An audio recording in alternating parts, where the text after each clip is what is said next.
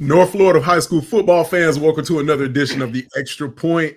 Man, it is playoff time in the state of Florida, and this is the most wonderful time of year. We got a bunch of games on deck across the North Florida stretch, from Lake City, Columbia, all the way back into the Panhandle region. We've got about close to like 26, 27 schools here that are going to be playing in the second season, and I can't be more excited than I am right now because basically for 11, really 12 weeks, we have been on pins and needles for just this time of year. We're going to get a chance to see not only the best of the best, but I think we got a couple of state championship contenders in our bigs. I'm looking forward to seeing who's going to make the trip down to the Villages Stadium in December, or potentially Pitbull Stadium on the campus of FIU in December. So we got a lot of stuff to get into, but before we do, we definitely want to be able to bring back a familiar face, one of our good friends who kind of helped us call games here for the past couple of years, a crucial part of Four Quarters Online, and a core member of our team, Eddie Quincas, on deck. We're going to bring him on in just a minute, but before we do, just want to be able to send our condolences to really just heartfelt condolences to the Rickers Raiders family, as they celebrate the life of Gavin Whitmer, band member. And, honestly, I know we talk about football a lot, but what is football without the band? And, for the Raider community, that's just a huge, crucial part of their entire presence really on the field. Like you don't get the Raiders without the band. And so I definitely want to give our condolences to the Raider family after a tragic loss of Whitmer, crucial band member. So we definitely want to send our condolences to the Rickers Raiders faithful. Man, as we bounce around the area before we get to the playoffs, man, major changes, sweeping changes at Florida State. It is what it is. We knew it was coming, didn't know how, didn't know when. One of these guys, Kofi, I know we know Ryan Dugans pretty well, FAMU High alum. Right. And it's just unfortunate, we don't wish for anybody to be fired, but you really had to take just kind of a litmus test on just the program and where it was headed, and you knew changes were coming down the pipeline. Yeah, you when teams are not doing well, you gotta find somebody to blame. And first thing they do is they go at the coordinators. I was kind of surprised they worried about the receiver coach. Usually the coordinators are first, and then the most times when they get rid of the coordinators, the head coach is next. And if he don't straighten it out, they're gonna get rid of him. I hate to see my friends. I didn't know the other two coaches, but I know Ron very well, and I'm sure he'll land on his feet. He'll find another job. I thought he did some great things. Last year he put two guys in the NFL. Yeah, and two guys that's playing in the NFL. And next year, and this year, you're out of a job. But the best wishes to him, and hopefully, well, I'm sure he's a very experienced coach, and he'll find somewhere else to land. Yeah, that's the thing. You guys said it well. I mean, if the head coach doesn't take the coordinators and tell them to take a walk, the people above the coach are going to tell him to take a walk. So, it goes downstream, gentlemen. So right now it's underneath of him, but it's bubbling up. It's bubbling up. But I'm with this. Get Coach Crow in there. We already had one Cromartie go D1 this month. Let's bring Coach Cromartie in the mix. Get him going. Yeah, I like the idea of bringing Coach Cromartie in. Which sounds weird because I know him as Antonio, but but yeah, if he's and this is the real thing. FSU is a destination school. A lot of guys around the country would love to coach at Florida State. So to sit here and say that you got guys throwing their hat in the ring, that says a lot about your program. So the FSU brand is still there, even though the record doesn't reflect that. And I mean, he's in the family too. So yep, absolutely true. And yeah. Oh boy, man, it's just been all around roller coaster. First and foremost, great to be back with you guys again. And secondly, Yeah, it's this was pretty much Mike Norvell, where the voice pretty much saying, listen, you need to make some changes or else we will make it for you. Too much time, money, and a lot has been invested into, what FSU is trying to, do, and that is become a powerhouse again. And you're right, this just opens up doors for opportunities for other coaches to come in. The name itself still stands out, and it's a gold mine program despite the record, that is being shown right now at 1-9. So, they're not beyond saving, but changes need to be made, and also it's how you do in the future in recruiting. Now this is going to sting during the off season. How you bounce back, from this is going to be, what most people look forward to, because I mean FSU has to figure it out real quick, because the future schedules, I already saw them, gentlemen. They're monstrous. They are monstrous.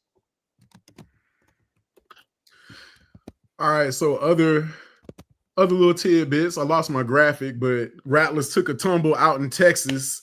Man, just in you kind of is it off the table? Probably. The defending champs probably won't get a chance to repeat and probably won't get another shot at the SWAC title. Honestly, for me, it was an ugly loss. Hate to see Richardson go down the way he did, but it kind of felt like, really for FAMU, there's still some key pieces missing. The defense did not look as sharp as it had been. The home streak is still alive, so I know the Rattlers still will definitely try to bounce back against Mississippi Valley this weekend. But man, just was a tough loss on the road to really a Prairie View team that was out for revenge from last year. Well, Mark, you watching the game, they looked like they were out of step a little bit. I knew they were in trouble when Richardson got hurt. It looked like the whole team emotionally went down. And then the young man that came in, he wasn't exceptional. He didn't have such a great game. So being participating in football, look like when one side goes down, a main person goes down, they don't bring their A game sometimes. They were already down 10-3 when Richardson went down. So maybe we get it back this week with some. I don't know if I haven't heard anything. Maybe you have, whether Richardson will be back this week, because I think he was out with a possible concussion. It never did really say. Yeah, and then of course the Rattlers had a transfer this week. It's just I think maybe guys are, and this is part of the transfer portal era. I think when guys kind of see that the program isn't going to achieve the goals, they start packing up. I hate to say it, but it is what it is in this era, and I know that I definitely know that Coach Colsey will be looking for a quarterback as Richardson is in his 5th year. Just want to be able to kind of bring your next guy in so he has time in the offseason and potentially hit the ground running. But the Rattlers still have Florida Classic against Bethune, and then of course they have the makeup game against Alabama A&M. But yeah, the way Jackson State has been playing, they look like they will be arguably the favorite to represent the East. But I think it's time for the SWAC to get rid of divisions like, most other conferences are starting to do. You really want to see the best 2 teams play. And I kind of feel like if that was the case, FAMU would still have a shot. True. That's true. Yeah. But you can't, sometimes people move a little slow. And everybody else is going to that. And I guess you can't do anything about that this year. You worry about it for maybe the next couple of years they'll make a change. Hopefully we won't be in this situation. We'll win all the games in the conference and it won't be a problem. Yeah. You knew something was at play though, gang. So Florida State's good for a L every weekend now. But I mean, when FAM drops one, you start to wonder if there's something bigger at play. And I don't know if y'all saw the statistic. All collegiate programs in the state of Florida, FCS, FBS. Yeah, I was about to get to that. And 9. And then you bring in the pro teams, every football from FCS up, 1-11. I think Miami Dolphins are Miami. Miami Dolphins the only team that won this week Yep. in the whole state of Florida. Insane. Yeah, all Yeah. weekend. So maybe we've done something, and then based on what we've seen that's going on in the golf, guys, maybe there's some kind of punishment that Florida has incurred here, and it's just time for the reckoning here in the later stages, this last week plus. Yeah, I was looking for my little graphic that kind of showcased where everybody's set, but I don't have it pulled up. But yeah, man, just between what the all the D1 schools, the FCS schools, and pro, it was a bad weekend, and we got saved by, of all things, we got saved by the Miami Dolphins. Better than none. It is better than none. So yeah, it was quite an eventful weekend. I just think that, you know, sometimes I hope that curse doesn't continue to spread. Definitely hope that Richardson kind of overcomes the concussion, as it were. But man, as we get closer to the playoffs, man, a lot of what I think a lot of things are starting to shake out here. And I thought this was pretty interesting. Looking at the top 10 toughest playoff brackets across the country, and right there, dead in the middle at number 6 is Florida Class 4A, viewed as one of the toughest playoff brackets. And we only have one 4A team in the playoffs this year. Rickers, of course, was right there, could have easily kind of leapfrogged, but between them and Lake City, Columbia, just was like, I think just and I can't remember how many hundreds of a point, you know, they were off, but it was really close coming down the stretch. But when you see where Florida stacks up, I honestly, I feel like you could throw in a couple of other classes in there. I'm not too familiar with North Carolina or Ohio outside of their Division I. A couple of schools I've heard of, but I can definitely agree with Georgia 6A and 5A. I feel like that is warranted, but I feel like you could throw a couple of other Florida classes in there to kind of even that out. It's always somebody from Florida's going to have a tough time in their division, according to how they set up the classes. Because I think the region up here in 2A could be one of the tougher ones with undefeated Mariana, Gaston County, Florida High. And then you got Pensacola Catholic. That is not easy for 4A, 5A, and 2A. It's not easy at all. Yeah, it feels like that. I agree with you, Coach. I was going to say the same thing. 4A, I wonder how they measure this, because 4A, I get it. You got your top dogs. Your top 4 or 5 are really strong, but the depth of 2A is absolutely brutal. Like you were saying, you talk about Region 1 alone. You can't forget about Bowles. Bowles is in Region 1. They're having a really good season. And then you go down Cocoa, Booker T, Bradford. Who do you want? Cardinal Mooney, all these guys. The depth of 2A is tough. So I'd be interested to see kind of what their metrics is, or if they're just trying to take, you know, they're getting to a certain number. Because I get it, 4A's got some good squads. They're pretty top heavy, but I'm with you, Coach. Where's the 2A? Yeah, you missed another one too that is undefeated as well. Don't forget Glade Central, who could possibly, you know, make a run as well. So, and if you think about it too, 2A has a handful of undefeated teams as opposed to 4A. You don't have many undefeated teams in 4A, but 2A is loaded with them, and 2 of those schools are highly ranked. So it's like, yeah, where's the recognition for 2A? They could have been an honorary mention at least. Man, sometimes I guess, you know, when you're when you're writing a story or trying to give your opinion, sometimes the facts don't matter, and it's probably legit, a pretty good story. You know, everybody can critique you once you put something up. So, right, I understand. Coach, yeah, I was gonna say, Coach, you know how that game works better than I do anybody. know I that. know. I know. We'll leave it at, I'm gonna leave it at that. Yeah, I got called a bunch of names for a couple of things I wrote. So, hey, It doesn't. The guy's doing the best he can. All right, last but not least, who you got? Oh no. Who you got? Tyson, please knock him out. Please. That's all I say. Please. For the culture, I'm going with Iron Mike. Man, he's 57 and 58 years He's some old. years old. He's in his 60s. Man, I've been 57. It's tough. Look at like I just applaud him for doing it. I mean, he's supposed to be getting 20 million for the fight. I know I can't even knock him for taking the money on it, but yeah, for the culture, I hope he knock him out. Dang. I don't even know Jake Paul like that, honestly. I just know that, like, man, just one time for the culture. If we can get Iron Mike just to see one more flash of greatness. Yeah, Jake Paul is no different than his brother Logan Paul, and me being a WWE fan as well.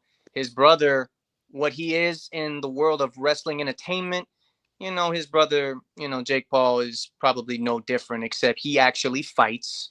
So between the two. Mike still looks scary. He really does. Yeah. Like, he still got the form. The power look like it's still there. I'm not getting in the ring with him. I don't care how old he is. I'm not doing it. All it takes is one good punch. Just one good punch from Tyson. Just maybe. He looked tough in his workout. I tell you that. Yeah, man. Yeah.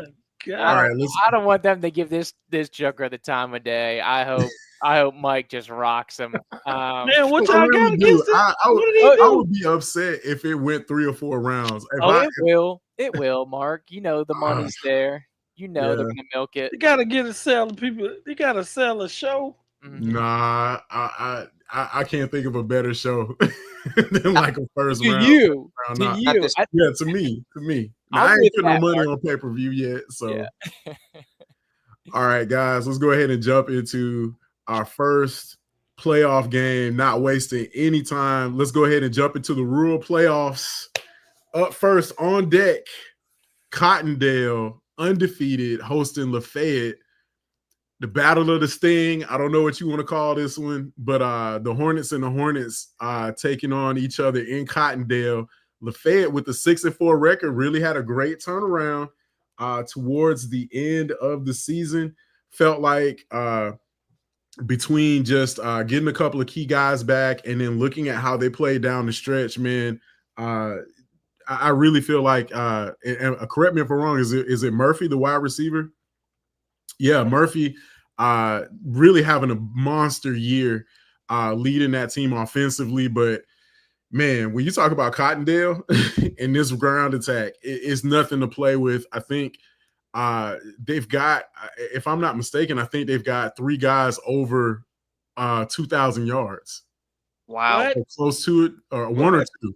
I know Odoms is over 2K, and I know that the other running back they had, I'll get his name up in a minute, but yeah, Garrett. They're one of those teams where they could put the ball in the hands of any one of the 4 playmakers that they have, and they can do some serious damage. It's really going to be a game of where I feel like if honestly, Cottondale looks very formidable, but I also think Lafayette might have the edge on experience. They played a couple of games where I felt like, really just punching outside of their weight class a little bit and came back with a couple of dubs. And I think that, neither team can afford to overlook each other, but I do like the Hornets in this one out of Cottondale. I think that they have a particular just set of skills. It's almost like John Wick is back there. So hopefully, I'll just look at a couple of things. I think Cottondale wins if they find a way to get their playmakers out in space, especially Garrett. I think he has the ability, similar to Clemens out in Mariana, to just kind of just have just has a complete breakaway speed, can turn plays of like 5 and 10 yards in the field stretching touchdowns. And for Lafayette, I think, they really this defense is going to have to play out of their minds to contain these guys. So right now, I definitely think Cottondale has the edge in this one. Does this count on our season record? No. Mark, Does this I think count? that was tailored to you. I can't understand what you said. Oh, I Does this thought we were count? doing. We Are we mentioned we were starting going over? to do. We mentioned we were going to do the playoffs. That's up to you guys. I'm down if y'all I are don't down. have a problem. I'm gonna catch you. I want to catch. Yeah. Now, with these two teams, Condell scares me a little bit because they have they gave up 53 points to Liberty. Liberty had only won one game last year. I mean this season, and they struggle offensively during the season. I was kind of I don't know what went wrong that day, but it scares me to pick them. But I guess I have to go with the 9-0 team. Liberty is I mean, I'm sorry, not Liberty, but the Lafayette. Lafayette is on the road, and I'm just go with them this time. I don't think I can go too far because I'm sure Jupe will pick Cottondale, so I won't get He behind. might be thinking upset. Go ahead, Jupe. That's how you got it in like that, third Coach. place. That's how you got it in third place anyway. Go ahead. Undertaker. Yes, I mean, if it pleases the court, I'm down to keep rolling with the playoffs. I'm even down to throw in a little double trouble if we want to talk. Oh, you trying to catch up, Mark? Yeah, let's go ahead and open up the bag. This matchup sounds exciting. I will say every team has a fighter's chance when they go into the playoffs. Everybody plays different when they go into the playoffs. For Cottondale in this one, if you rely on running the ball, and if that is your go-to, then of course don't change something that works. The only time if you do change something is if your opponent finds a way to stop it. If Lafayette, whichever terminology, like if they can find a way to stop the run early and force Cottondale to pass more option, throw them off their game a little bit, you got a fighter's chance. So always remember that when we go into the playoffs, everyone plays different. Everyone shows up differently. So everyone has a fighter's chance. I'm going to go with Cottondale on this one, but I thought you was going to pick Lafayette. Go ahead. I look at how Lafayette played. I look at how Lafayette played to close out the season. I look at how they played Chipley, and that really was very telling. They jumped all over the Tigers, 48-7, and that could be very telling in this game. I don't know. I'm leaning. I'm kind of thinking upset. I might be the lone one to jump out there and do it. You can't change. You just pick Cottondale. Don't switch. Hey, we haven't changed the screen yet. We have not flipped over to the other it's like team. that. Hold them. The man that holds the screen can dictates on it. That's what he You does. know what though? I'll get in there, Mark. I'm gonna stay true to form. I'm gonna keep my pick. I'm gonna still stick with the Cottondale Hornets. I like it, man. Go for it. I've been liking Lafayette ever since TK Williamson took the realm. They've been a whole different club. They've been scoring, and like you said, Mark, I'm with you. The Chipley game proved a lot to me, and I don't know if it's about the defense and stopping the run. I think first team to 70 might get this one. I think Liberty County showed that Cottondale against an explosive team is gettable. I like your boy Murphy. Upset special Lafayette. Yeah, hey. Let's go get him, baby. I like that. I feel like you may be on to something, Juve. I'm kind of at a toss up, but I'm sticking with Cottondale. I feel like you're 10-0 for a reason. They proved their mettle throughout the season. I'm gonna roll with them. And plus two, I do feel like there is something to home field advantage. I think the Hornets really have done a lot. Cottondale has done a lot of their dismantling at home. And, I don't overlook Lafayette at all. I think that was a very impressive road win. But, I don't know. I do think that they will be a handful either way. All right, let's go ahead and jump to our next Next matchup, Madison County taking on Moorhaven. This one's going to be at Boot Hill. I don't think we have any discrepancies in this one, guys. I think it's going to be all Cowboys all the time. I agree with you, Mark. Cowboys.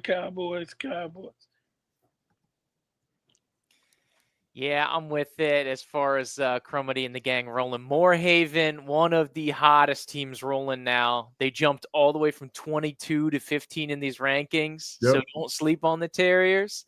But yeah, I'm liking Madison County at home, playoffs, different ball game.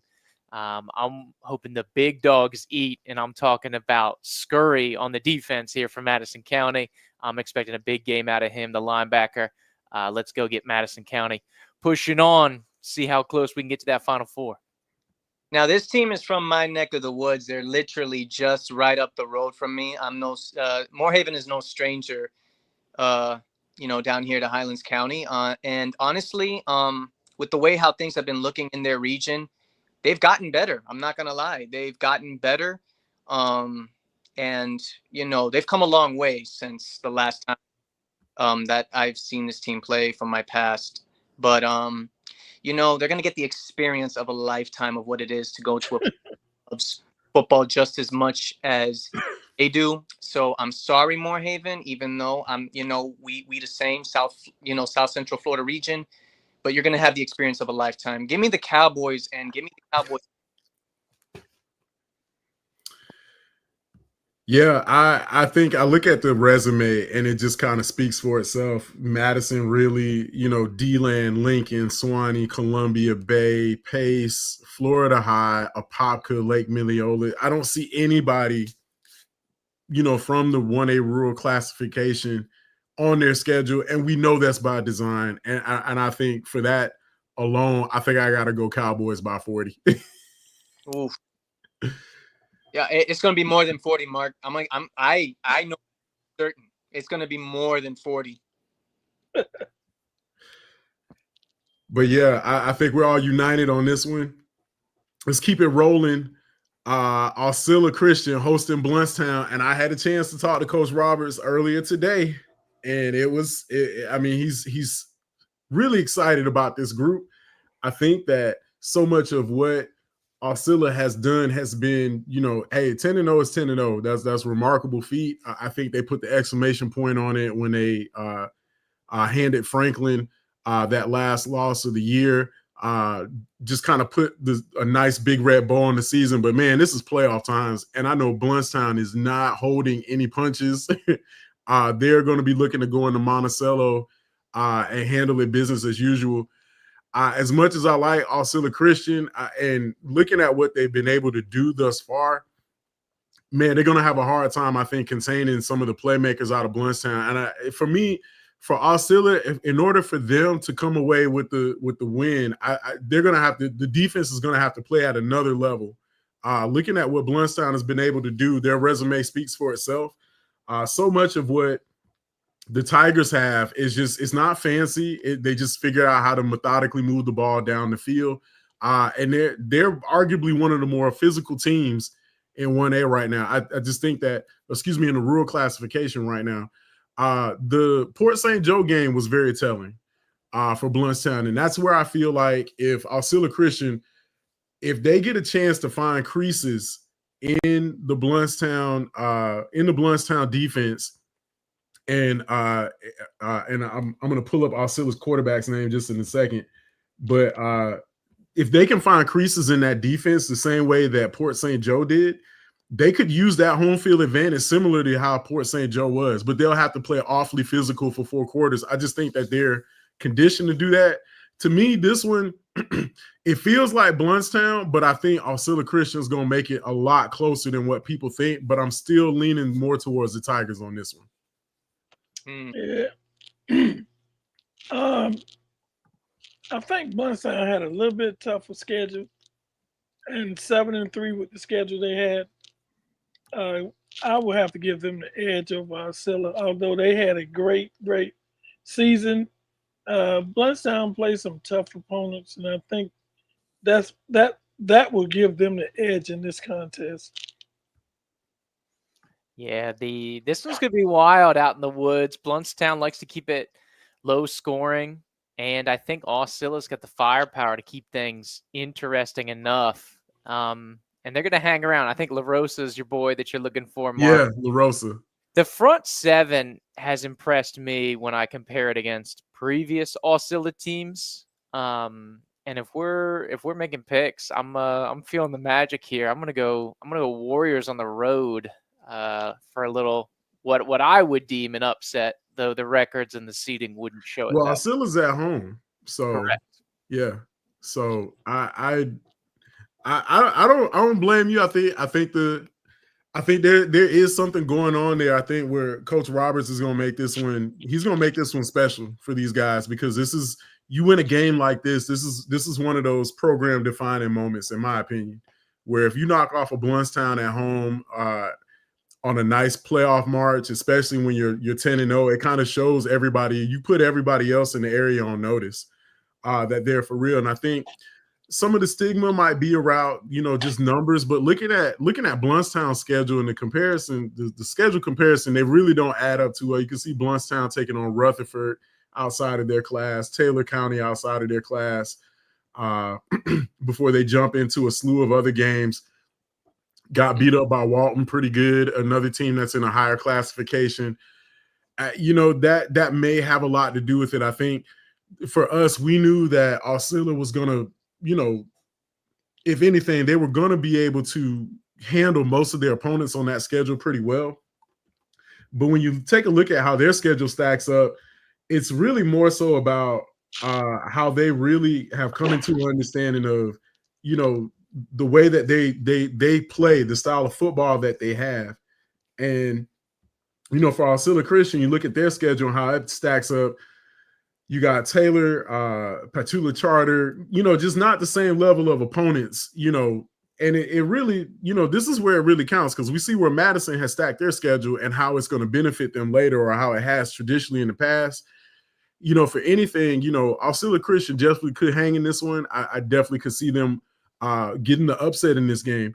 But in the future, I think for Osceola, I look to see them scheduling a little bit higher in the next couple of years or so to try and get some of those opponents on their schedule. Because for us, I think the thing that we wanted to know whether or not they were for real was really the Franklin County game, which came at the end of the season.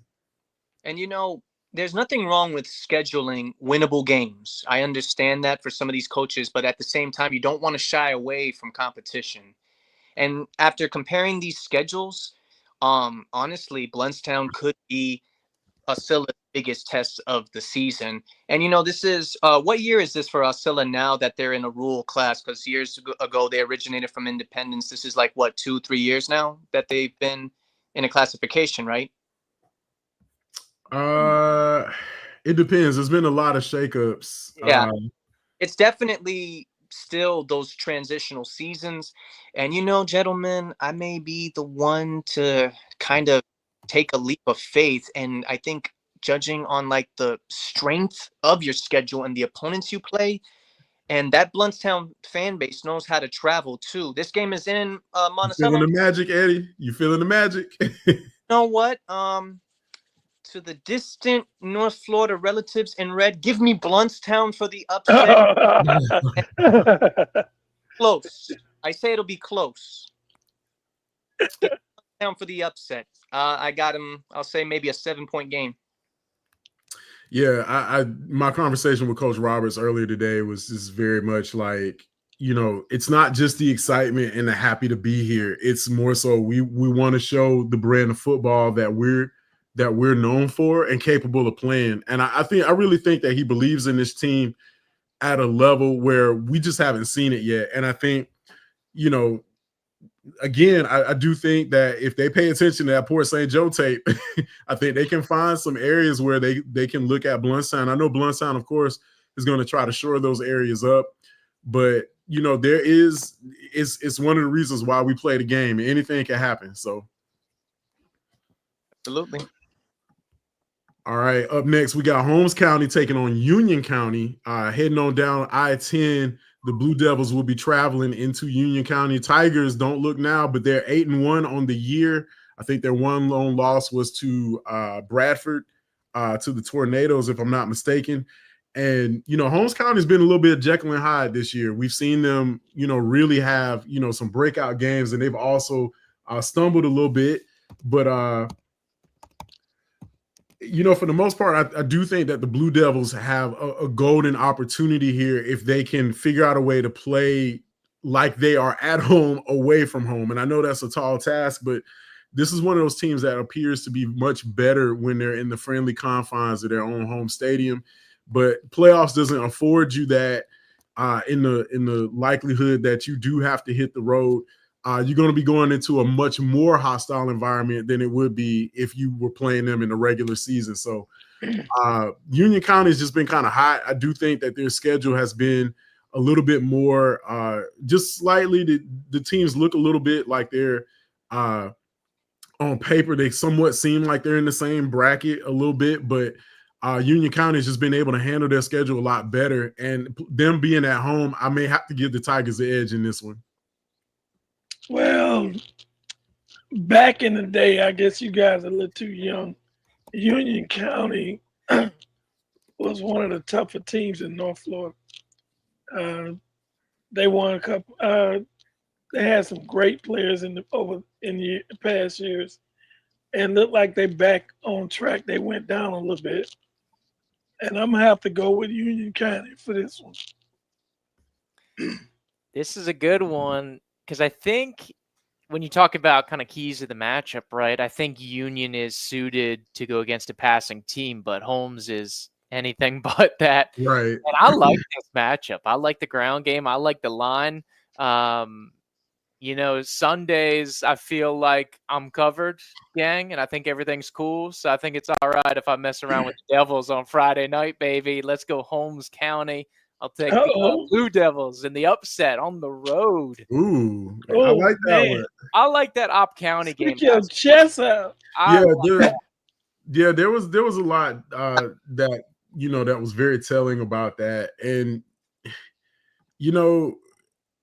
it kind of feels like I contemplate on this one pretty heavy because looking at them, I felt like defense came alive, but a lot of it just has to do with just how they play outside of outside of their normal environment. And I do feel like, them at home, they seem to be a much better ball team than they are on the road.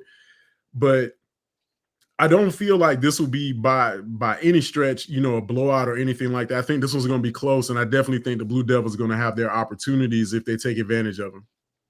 If the game is close enough and if it stays that way, then absolutely that the chances for an upset are high for Holmes County. But if Union County, like Coach Cofield was saying, was one of the top tier teams in North Florida, I guess before my time, that means you have reputation to uphold.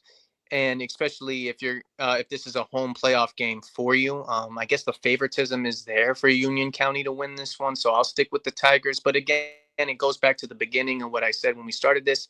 Every team in the playoffs comes in different, and every team has a fighting chance. All right, let's head to our next matchup.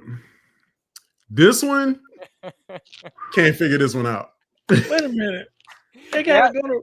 Yep, you read it right, Coach. Yep. Wait a minute. Chipley gotta go to Pahokee? Just to let's take a deep breath, everybody. Let's just take a deep breath. Yes, what you are reading is correct. Chipley will travel to Pahokee. And if you're not sure where Pahokee is, is, we can help y'all out here. Give it to him, Mark. First round game.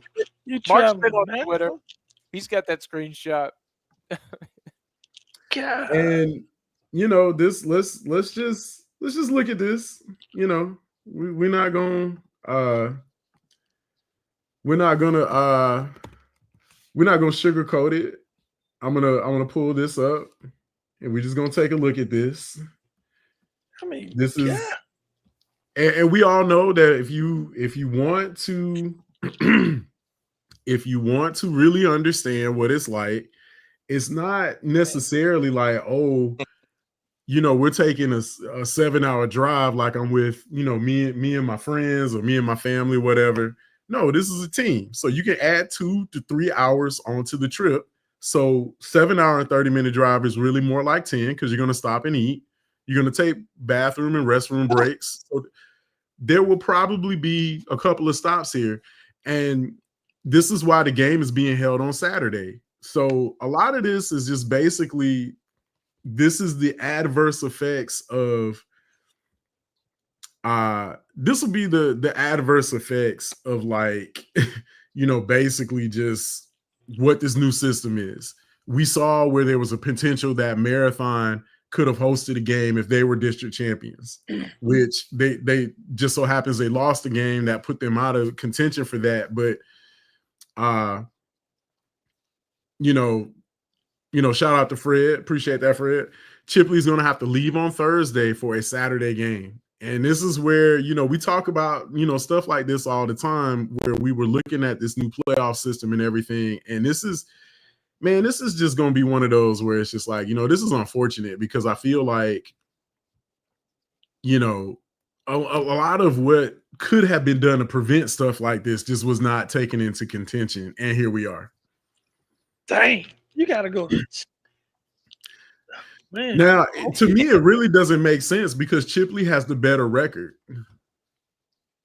Yeah, I'm trying to figure that one out. How is it that a 7 team has to travel all the way down, probably have to go through 27, which is right up my alley, and go around Lake Okeechobee to play the 6-3 Pahokee Blue Devils, good football team, by I'm still trying to figure this one out myself, Mark.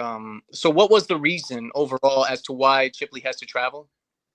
So as the brackets turned out, we know that there's not so much favoritism on being able to have your district championship or anything like that under your belt. It is about your strength of schedule. And really that factors in a lot heavier into everything else. And when you compare the strength of schedule, Pahokee ends up being the host, where I believe they are a district champion. Excuse me, they're not a district champion. They just have more points. And this is just one where it's just like, I don't agree with it, but this is where we are. And when we talked about how 75% plus teams in the rural classification or along the I-10 corridor, this doesn't make a whole lot of sense. And I know that nobody wants to put Pahokee on the road no more than Chipley in any respect. If Pahokee had the, had the higher ranking, or if Chipley did, but there has to be some sort of shuffling or at least a neutral site spot to play this game. And I know how much the gate is when you're hosting a playoff game and how much that matters to a lot of teams. But this is one where you got to work out a deal or something like that. I know Pahokee's numbers aren't going up anytime soon, no more than Chipley's are, but there's a better way to sort this out, in my opinion. Mark, it's really no good answer because when the two teams play, if they play in a neutral site, the money might not be as good as somebody at home, and the percentages of that money that goes to the state will be lower, and I'm sure they figure that in when they putting these games together. Being at home, and in the past, Pahokee was one of those powerhouse, great fan base, did a lot, expecting to won state titles, and it's just weird to have the team travel that far in the first round. Usually you see something like that in the regional final or something. But if I got to go that far at the beginning, it's a disadvantage to me also to make that kind of trip. That is tough almost. And then you talking about Chipley leaving on Thursday. They got to get a hotel. It costs money. Yeah. You talk about what, Thursday night, Friday night, Saturday night. Yeah. Because according to what time the game is, you don't want to leave that day. You might want to leave the next day. So I think this kind of shows a flaw in the playoff system they got. Well, needless to say, for Chipley, everything will run through Mr. Decree, Kibo Decree. The big playmaker for Chipley just has the ability to just make things happen. And of course, Malik Henderson, along with a host of other guys. Chipley still got playmakers. I just think that this will be a tough environment. And if you've never been down to the muck, man, I'm telling you, it is one of the hardest places to play. And unfortunately, I think because of the distance and everything, would love to see this game played in a neutral site at some point. But for where we stand now, I think I'm gonna have to roll with the Blue Devils with the edge in this one, simply because of the distance that Chipley just has not had to travel this far. And it sucks that it's in the opening round of the playoffs. You kind of throw in a major hurdle right there to start off the gate, and it takes because you've done this before too. It takes a while for kids to get acclimated when you have practices away from your normal routine. It can be a little shock to the system. Before, they used to complain about the state championship was in Miami. Team in Pensacola had to travel several hundred miles to play a game on Friday afternoon. One year, I think in 05, Gracefield left the night before the game. The kids were catching cramps. It was all kind of issues, and I thought the state was trying to get rid of that problem. But with this system, I guess it's unavoidable. Yeah, I remember when Pine Forest traveled all the way to Miami to take on Belle Glade Central in the state championship, and they left on Wednesday to play a Saturday afternoon game. So people forget how big Florida as a state really is. Yeah, absolutely, man. And living up in Tallahassee the last 15 years and understanding the reputation that Chipley has as a program up there, I'm not taking it away that, they're a good and competitive team. But, your realm of football is very different than the realm of football here in South Central Florida. And Pahokee is no joke. Even schools in my area are, a bit intimidated to go toe-to-toe with these guys just around the corner from Okeechobee and Clewiston and that region of football, what we call no man's land down there. They're good, man. And so, yeah, I'm going to keep it with the Pahokee Blue Devils, but I think Chipley will make it a game still. But, yeah, Pahokee wins this one. Oh, we had to pick. He wants to get it going, Coach. Hey, I'm good. I think the biggest disadvantage when you have to travel a long ways and get in a game, the effect of it hits you probably in the third and fourth quarter. If the game is close, look for Pahokee to pull away late, and that's who I'm going with, Pahokee. That's fair. This may be one of those ones, and then this is the byproduct. So I know we talk about it, and you want to put the system on trial. Hey, who should be ranked higher? Blah blah blah. The travel. When you eliminate the regions, this is what happens. You get this first round. This could be a Final Four situation, but you look at it. This is a brutal expectation because when you factor in like what chartering buses cost nowadays, and if they're going to charter bus or maybe two. What that looks like going down there. Coach, I mean, this is going to be knocking on the door, especially with the 2 nights in the hotel, at least, not counting probably Saturday night, so probably 3. You're looking at like a $20,000+ trip, which is insane for a high school game. Probably closer to 25, to be honest, which is absolutely outrageous. About team meals and stuff like that. Breakfast, lunch, dinner, breakfast, lunch, dinner, breakfast, lunch, dinner. Yeah. It's really tough. And, for me, I just look at, just the amount of, a few solutions could be put into the policies and the bylaws to be able to prevent stuff like this. But we're here at Florida High had to do it in a semifinal game, going all the way down to Miami to take on Chaminade. I remember, I think Lincoln had to go as far as Melbourne to play. I know Gabi had to play Coco 1 year. So absurd travel is not outside of the norm, but normally you see that stuff in the semifinal round, the game before state. You don't see it in the opening round. So hopefully something can be done. It's just more so you want to be able to make sure the kids have every opportunity to be at their best. But the Saturday game will be a benefit for Chipley, but it will be a tall order as they head down to the Muck to take on Pahokee.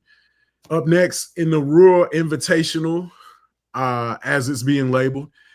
Excuse me, I got the wrong thing up there, but we got Sneeds taking on Trenton.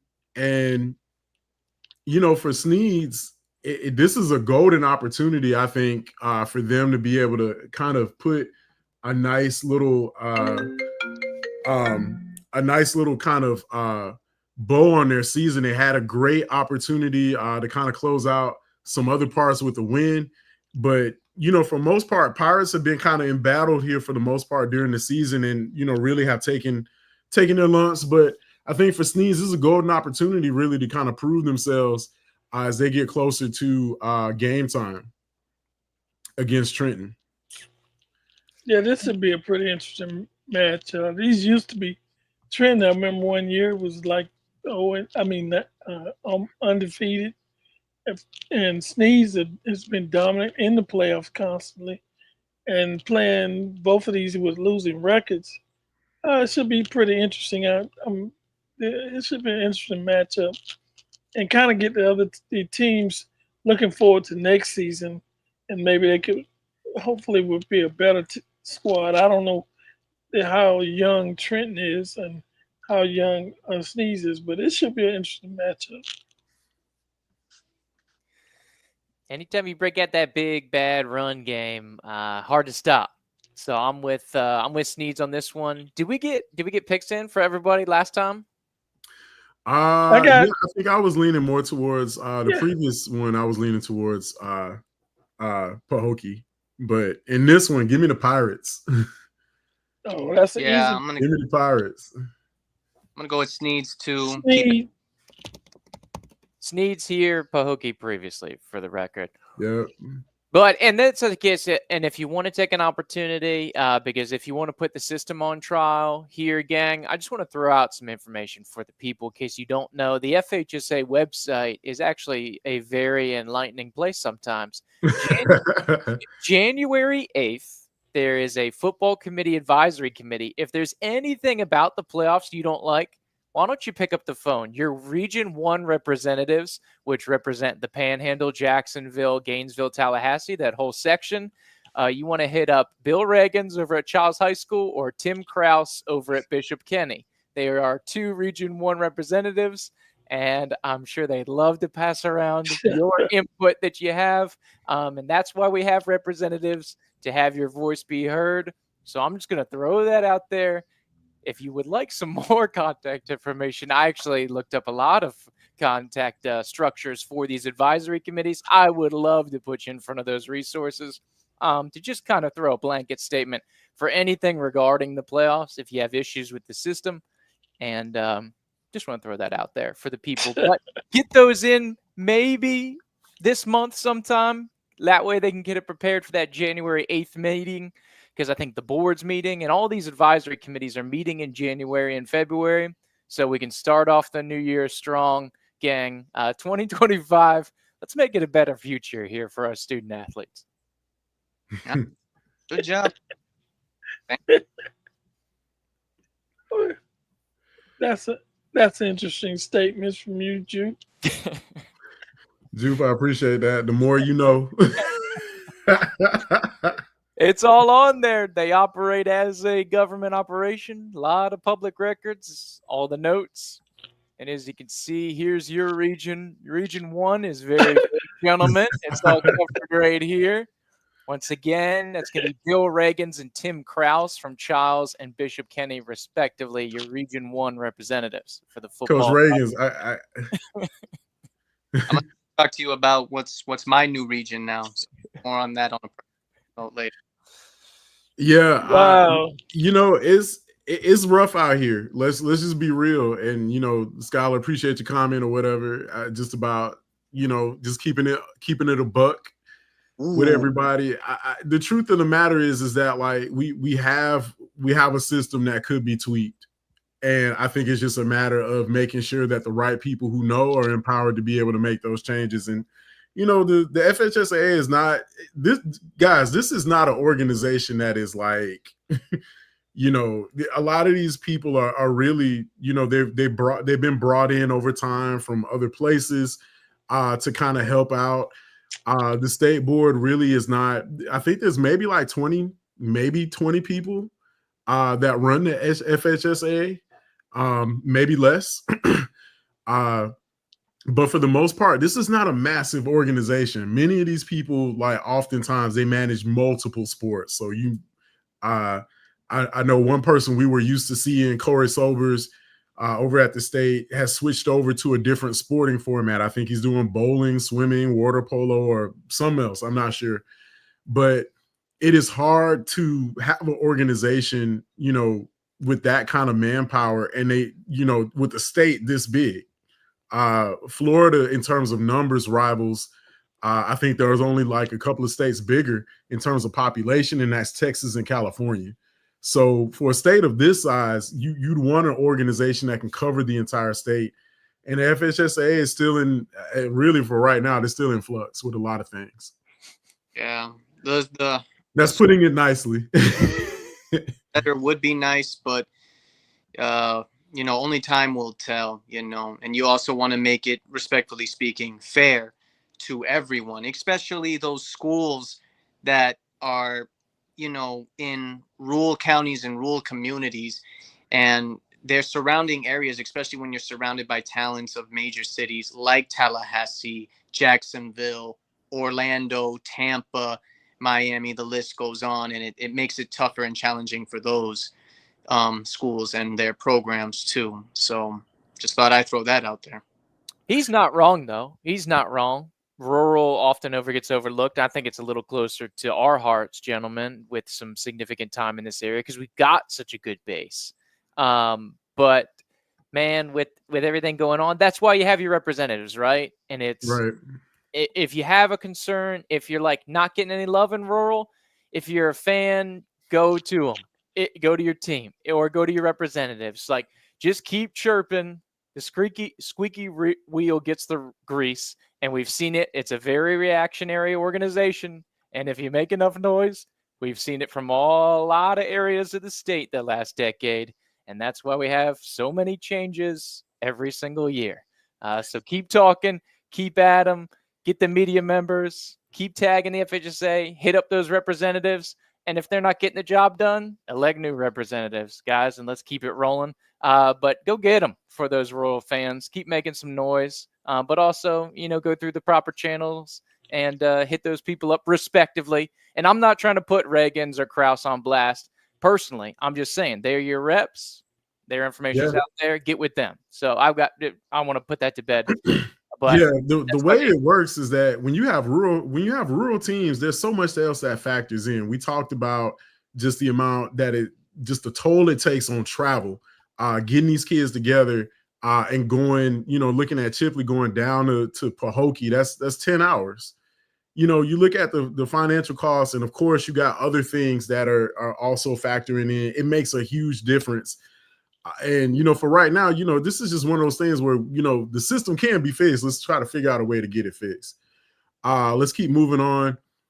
We were at Dixie County, and the Gators trying to see if they can extend some life into their season. Kind of took their lumps a little bit, but they'll be taking on the Bears down in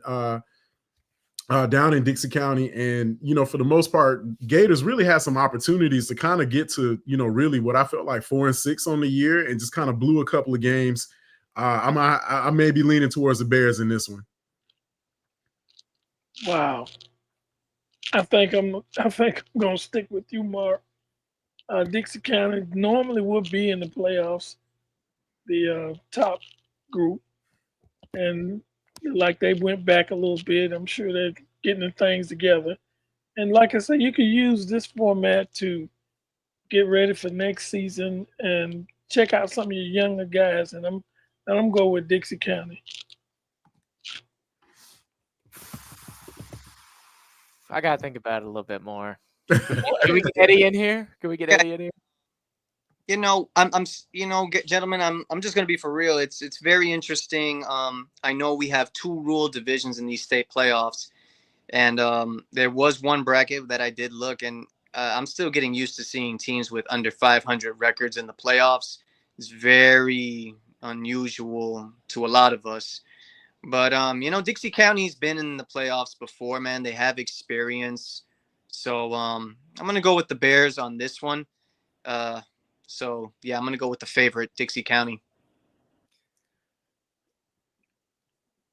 All right, Jupe, you on the clock. Let's do it. I don't know that Dixie's seen somebody that goes in on the run like Weewa does, and so I think this is kind of one of those things. If you haven't seen it, that you can kind of get got a little bit. It's a unique brand of ball, and it catches some people off guard. So I'm feeling the magic. Let's go, Weewa. Shout out to the Florida Invitational Tournament.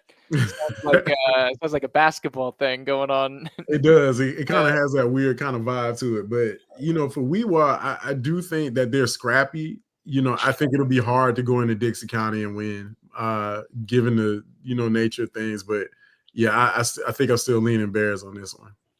Weewa Hitchka. Oh, okay. You cut the full name out. I know it's tough to pronounce it. Oh, yeah. If I had to put the whole thing on, it probably would have ran off the slide a little bit. Jupe with the Go Gators logo on there. This is one where I'm like, just split the rural class, make this a full state, give it its own thing. Each championship game earns a little bit more money, just remove the invitational tag, just split rural in half. Yeah, I mean, you have 2 rural divisions, so just label them 1R and 2R. Yeah. All right, moving on. Hamilton County at Wildwood. Mr. Fred, that's Trojans taking the trip down 75. And really, Hamilton could have had, they were close at one point stealing another victory. They played, if I'm not mistaken, let me back up here, check out the schedule a little bit. They had the win over Jefferson County to kind of open up the season. I think they played Trenton very close. That was 50-46 loss. Actually, I felt like Hamilton should have won that one going away. But man, again, this is a team, of course, that kind of has played their better ball at home. If they can find Hamilton, to me, they'll have to play similar to how they played Trenton.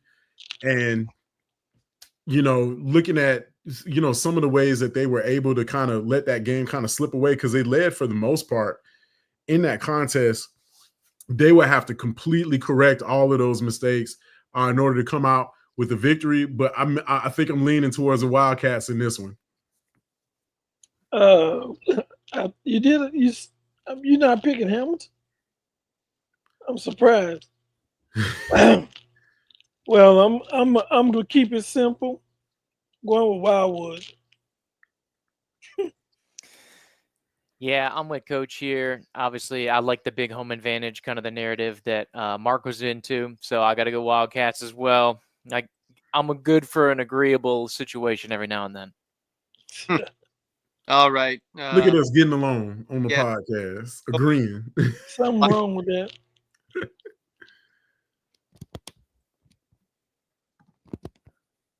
All right, let's go ahead and jump into Class 1A. Let's not waste any time. McClay, St. John Paul II. Wow. This one will be played at Florida Highfield. on Saturday afternoon, 3:00. This couldn't be a better atmosphere, in my opinion. This is a rematch from earlier in the year. We saw where McClay jumped out to an early lead, fell flat in the second half, and the Panthers came storming back to snatch victory 40-30 over the Marauders. For us, being able to watch this game and watch both teams exclusively, and really more so the Marauders, we know McClay has a 1-2 punch with Grant and Bashir's. They also returned BB Potter. They're basically gap filler on the defensive side. For the Marauders, it's really going to be, can we sustain it and keep playing our brand of football for 4 quarters going down into the latter parts of the game. And I think for John Paul II, they just got reignited in the latter part of the season, had a much better second half than they did the first half. G5 was a little bit banged up, came back in the latter part of the half of the season, and just really had a great showing. And then there's some, man, John Paul, they have been able to showcase a lot of playmakers. And so, for this one, I definitely like the way the Panthers have been playing. Looking at the Marauders and kind of what's in front of them, McClay has really shown, I think, a lot of mettle going against a couple of teams. Valwood, to be specific, knocking off a state champion like that. They've been able to be, I think McClay went undefeated at home, if I'm not mistaken, this year. This one, of course, will be kind of like a neutral site game, as John Paul will just kind of make the 2-minute trip up the street to Florida High Field. But man, this one's going to be close, and I'm having a hard time picking this one. I'm not even going to lie. I think I'm going to pass the buck until I can make my mind up. Being the team that lost the first game, it is very difficult for the winning team to come back and beat a team twice. That is difficult. One of the problems you did everything right to win. The team that lost can find flaws and correct them and surprise the team that won. So when you go into a game like this, I kind of favor the team that lost, and I'm going with McClay. Ooh, that's a good one. Yeah, I like it. It was a fun one, but I think to kind of play devil's advocate on that, Coach JP2 was kind of a slow start. McClay got out to the big lead, and they really had to play catch up. Big plays for JP2 was a thing. I think this is the game BB Potter got hurt, if I'm not mistaken. It's going to be a tight one. Clash of styles. It could be high scoring. I'm liking the talent here for JP2. I think they run it back. Playing in the big stadium across the street. I like Christian Williams on the defensive line. I like the DBs, the talent in the skill positions. You talk about Caden Collier. You talk about Kamen Upshaw. And then you talk about G5. Big play ability is always going to keep him on the table, but I love the trenches, and it's going to be tough. Can they contain that defensive front for JP2? I think Panthers going to have just enough to squeak by. This is probably my favorite game, regardless of classification. Well, I wouldn't go that far, AJ, honestly. I'm going to say it. I'm in. I already said it. Let's do it. Favorite game across all classifications in our region. I don't really care about regions 2 through 4 right now. That's a Final Four problem. So at least here in Region 1, favorite matchup here. I caught highlights of this game, early in this. And I was like, wow. Let I remind people, don't forget that this matchup, these two teams have grown into quite the rivalry in recent seasons, from regular non-district opponents to district opponents. So over the years, this game has gained more meaning. Another fun fact, this is a rematch of last season's playoff meeting between these two, which was played at Florida High, where JP2 would win. And I think that game was close.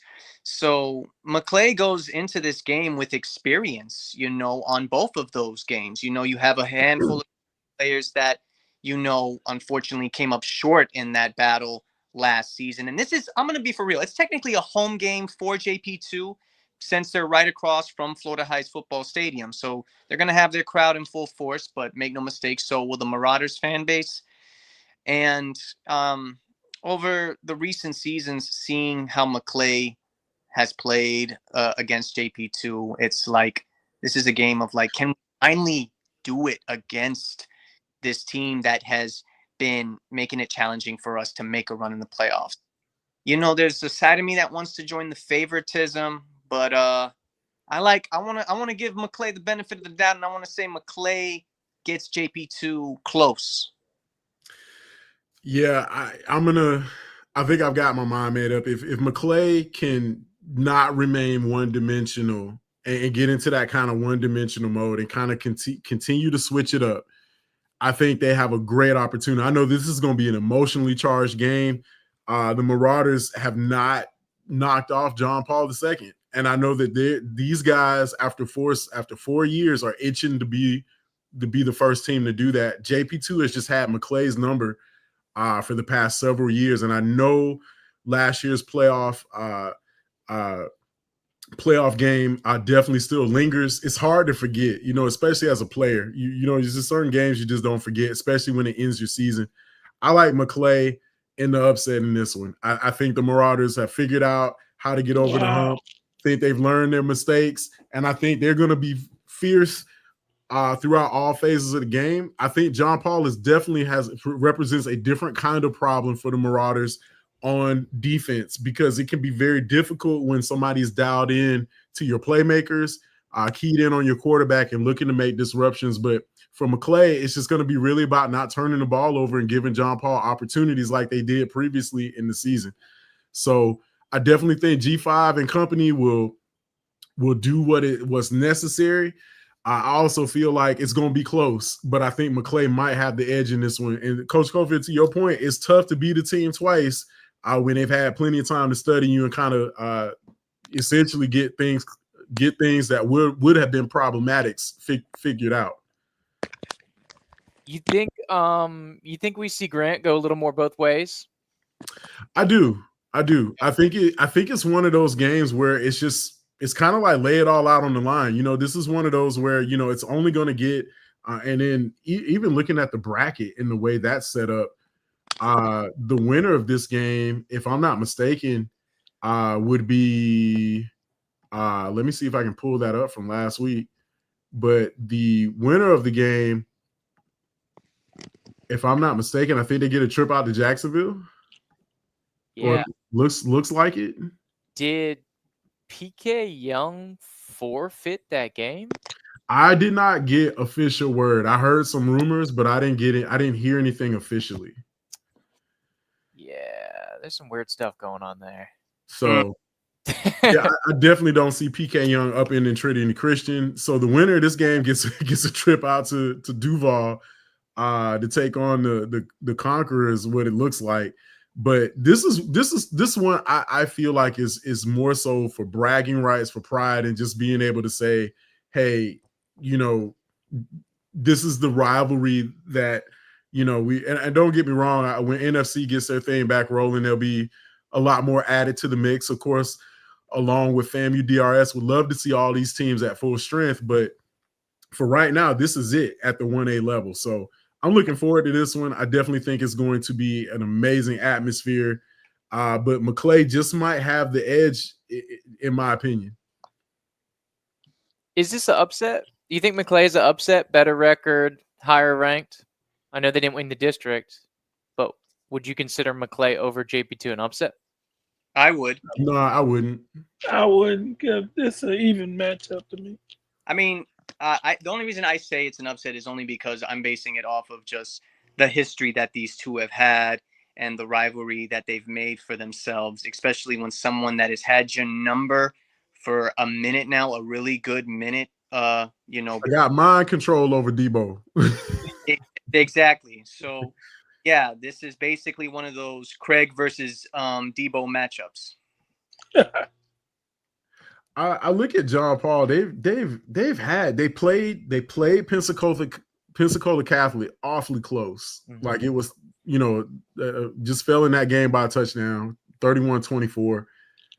went on a 4-game winning streak, of course, hung 70 on DRS, upset Rickards, and on a Monday night game up into NFC after beating McClay on that Friday night. That just says a lot of motivation by that team, in my opinion.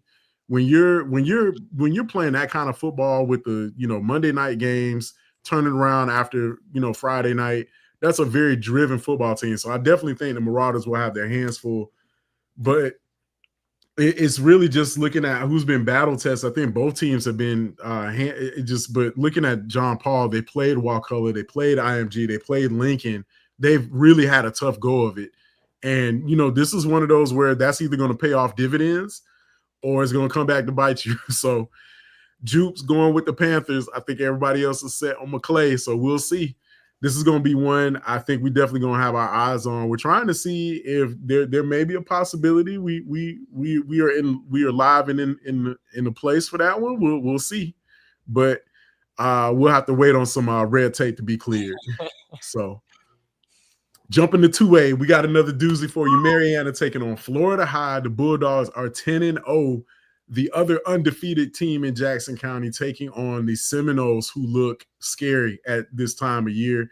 Both teams, Jupe, you were talking about that might be your funnest matchup. This one's mine.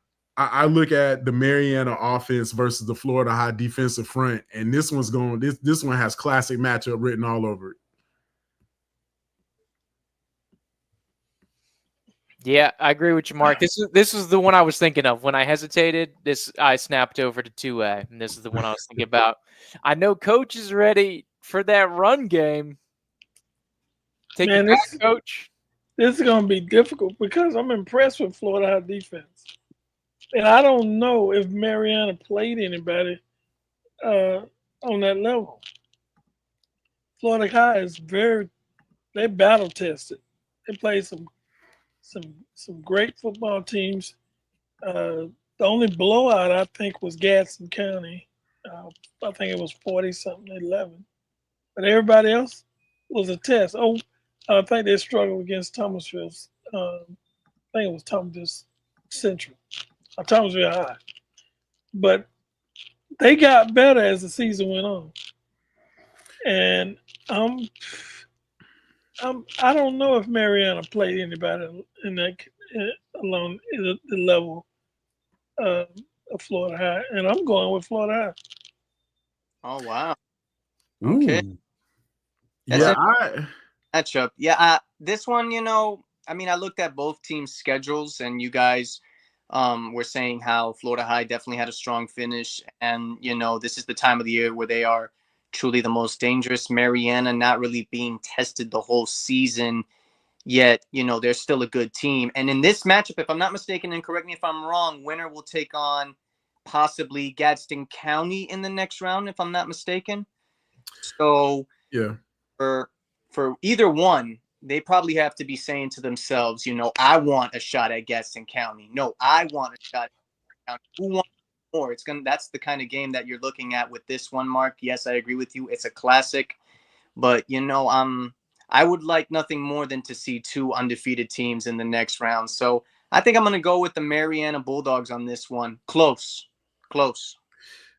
All right, so this is what it comes down to, and I just have to, really just, you kind of got to rewind last year where, Mariana still remembers the first round playoff exit. So let's just be clear. For Mariana, this is a group of seniors that have been waiting for this particular game. And I think for Florida High, the Seminoles, I don't think that Coach Harley will have his team overlook anybody. I don't see them doing that. But this has the feeling of like where Florida High has had Mariana's number for so long. It kind of has that feeling of where, like, you really don't want to be in a position where you overlook this team, because Mariana really, for them, it's a little bit more of the emotional factor for them, because they remember last season. They remember the early exit. And for them, I think this offensive line especially, I think they're going to be motivated to kind of prove that, hey, we're not going to be overlooked in this particular game. We're really going to be ready to play. And I think what comes down to it, and I'm trying to look it up. Let me see if I can find it. I know I had it somewhere. Oh yeah, here we go. So let's just be clear, because this is one of those where, you know, when you look at this game, let's just pull up the motivational factor, because for Mariana, they hung a banner in the end zone like that, just was like, you know, hey, we we remember, because the quote at the end of the year, I think they interviewed Coach Hickman, and he was just like, I'm not sure if this was said, I'm not sure where they got this from, but obviously it was put out there in the ethosphere. But he was just like, yeah, they're just happy to be here. And that has become their mantra, so much so to the point where, you know, this is what Mariana did. They went and they found somebody to get this printed up. And they have this hanging in the end zone during practices. So just understand that this is going to be an added extra level of like of a little bit, just a little sprinkle of emotion in this game is going to be definitely had by the Mariana Bulldogs. And to be honest, I think this is one where they wanted to get Florida High in their place. And really for the Seminoles, this is one where if the same defensive front that showed up against Mosley and had a really stellar 3 quarters against Gaston County, if that defense shows up, then the Seminoles have a great opportunity here. But I think that the way Mariana has been playing, despite Florida High's schedule, man, this is a team that Amari Clemens and company. That's a different kind of running back. That's just a different kind of running back. And I'm sorry, I may have to give edge here to the Bulldogs. I think that they're not just only going to be coming into this game emotionally charged. I think they're going to be ready for the Seminoles in a lot of other areas, spreading the ball around. They've got a dynamic quarterback. And it's not that Florida hasn't seen a dynamic quarterback. They just haven't seen a dynamic quarterback in the likes of what Mariana has. And I think that 1-2 punch might be just enough. And I'm just excited to see how Mariana's offensive line is going to match up against Florida High's defensive front. But give me the Dogs. Coach, you got the pick in, right? I got it. I picked Florida High. Let me. Nobody that faces a team that's undefeated gonna take them for granted. I don't care who you are, because you won last year don't mean that all them guys gone. If I'm looking at a team and they undefeated, I'm not taking nothing for granted. We're going to bring our A game. We're going to play. We're going to go at it hard, and we're trying to win. If we win, great. If we lost, we lost to a better team. But there's no way I'm going into this game thinking I got it made because we won last year.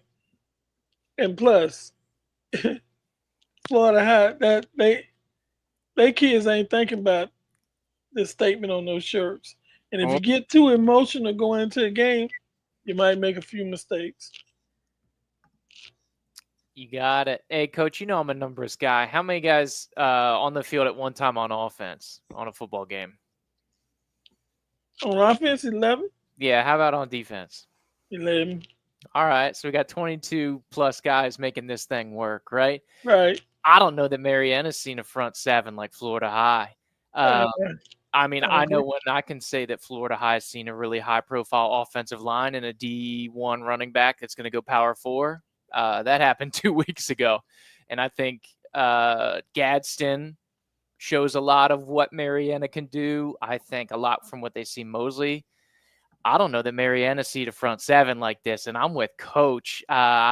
You're on the road against an undefeated team with a running back who's been stealing the headlines, and he's basically stolen this show every single week. What do we talk about every single week when we talk about Mariana? This team's going to be juiced up too. I love that front seven. I saw all I needed to see last week. Give me the Seminoles, Vanderbilt, Broxton, Adams Jr., that front seven. I love it. Go get them, boys.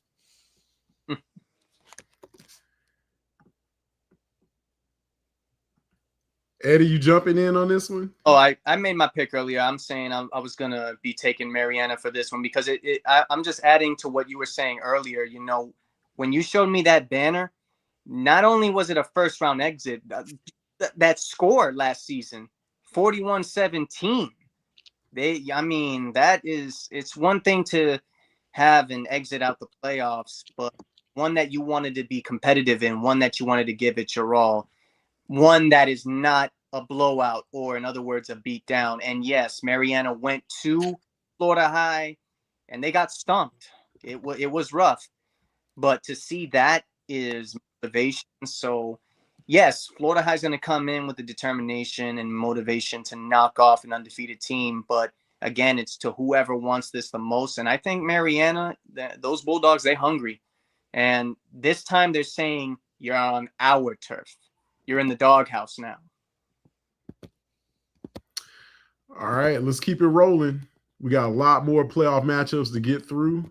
It's exciting. Gaston County taking on Baldwin. I don't really have, a lot to say about the Indians, other than they just drew the number one ranked team in the state. So congratulations, Baldwin. Give me the Jags by 40. I'm going with the Jags. There's no real discussion.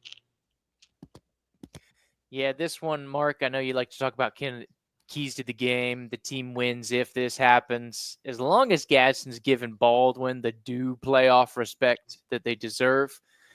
Granted, would you have liked to seen another team like a Freeport or somebody in kind of that category here? Maybe, selfishly for us. Right. But I love that big bat run game. It's going to be hard to stop. And then Doherty, you talk about the offensive line. Trenches is just too much for me. As long as they give them the respect, not that I have my doubts about Gadsden, but this may be, on paper, the easiest team on Gadsden's schedule so far this year. They've played a brutal one, as we know, gentlemen. Yeah, Gadsden County is just too good, man. I mean, they've really worked their way up this season to being highly ranked in the Class 2A division, number 1 overall ranked team in the division. Yeah, Gadsden County wins this one big and possibly sets up a really exciting second round matchup with the winner between Mariana or Florida High. So give me the Jaguars, and give me the Jaguars big. All right, it's just hard. I look at how well Gaston County has been playing, and I just don't see anybody going against them right now. They're one of my teams to end up in the Villages in December. I don't see another team outside of this region that really can hang with them right now. Just given the level of competition that they've been playing and the level that they've been playing everyone else at, yeah, it's going to be hard to not see the Jags going the distance here in the playoffs. So, yeah, I'm going to have to stick with Gaston County for not only this week, but for the second round and going into the third round as well. All right, let's keep it rolling. Had to make a screen adjustment, so I'm going to switch over. Let me see.